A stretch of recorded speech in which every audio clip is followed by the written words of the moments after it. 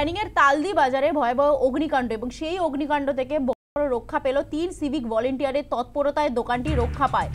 আমাদের সঙ্গে টেলিফোন লাইনে রয়েছেন প্রতিনিধি প্রসেনজিৎ শাহ। প্রসেনজিৎ, কি কারণে অগ্নিকাণ্ড?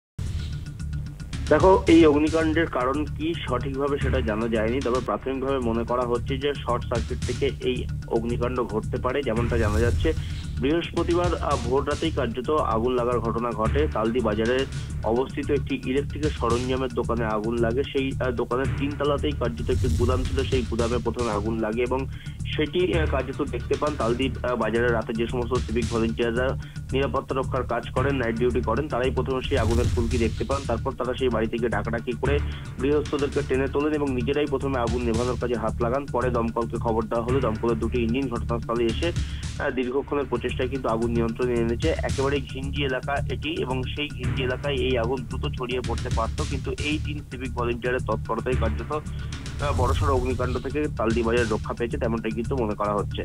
ধন্যবাদ প্রসেনজিৎ। ঘটনায় স্থানীয় বাসিন্দারা যথেষ্ট আতঙ্কিত, তারা কি জানাচ্ছেন শোনাবো।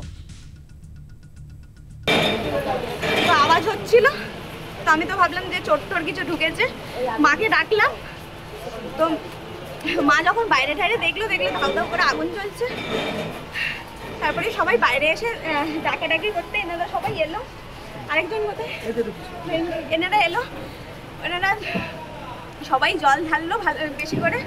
তারপরে কিছুক্ষণ যাওয়ার পরে তারপরে ফায়ার ব্রিগেড ওরা সবাই এসে 2-1টা দেয়াল ভেঙে জল ঢেলে আগুনটাকে নেভানো হয়েছে। আপাতত আমাদের থাকার ঘর অব্দি আগুন চলে এসছিল প্রায়। ওনারা এসে আগুনের মধ্যে ঢুকে গিয়ে প্রায় জল দিয়ে বালতি করে জল দিয়ে নিভিয়েছে। ওরা বলতে কারা? এনারা ইনি আছেন সিভিক ভলেন্টিয়ার, আর আপনি ইনিও সিভিক, আর ইনিও ছিল, আরো অনেকেই ছিল।